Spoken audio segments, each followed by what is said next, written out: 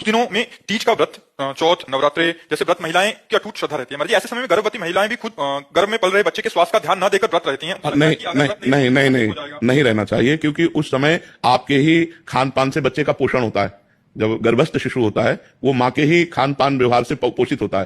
तो अगर आप व्रत रहेंगी तो उसको पोषण तत्व तो नहीं मिलेंगे। जो गर्भस्थ शिशु को है उसे पोषण तत्व तो ना मिलने के कारण उसमें बीमारियां आ सकती है, कमजोरी आ सकती है और अधिक पीड़ा उसको होगी, क्योंकि पोषण तत्व माँ से ही मिलते हैं। तो हमारी समस्त माताओं से प्रार्थना है कि जब गर्भ हो तो सबसे बड़ा व्रत आपका है उस गर्भस्थ शिशु का पोषण करके उसका जब जन्म दे दें और वो हमारे राष्ट्र के काम आवे, हमारे देश की सेवा करने लायक बने, तो ये बहुत बड़ा व्रत हो गया। तो उस समय हमें लगता है कि जैसे निर्जला व्रत है या इस तरह के व्रतों का अनुष्ठान न करे, क्योंकि वो गर्भस्थ शिशु का पोषण माँ के ही खान पान से होता है। अच्छे सात्विक पदार्थ पावे और सात्विक वातावरण प्रकट करे, भगवत कथा सुने, ऐसे बाहरी तो करे लेकिन व्रत आदि न रहे। मुझे जैसा लगता है, क्योंकि हमने शास्त्रों में जो पढ़ा है कि माँ के ही द्वारा गर्भस्थ शिशु का पोषण होता है। तो अगर आप 9 दिन व्रत रहेंगे तो उस गर्भस्थ शिशु को वो पोषण तत्व नहीं मिलेंगे। तो इसलिए अब जैसे करवा चौथ आती है उसमें माताएं बहनें निर्जला रहती है।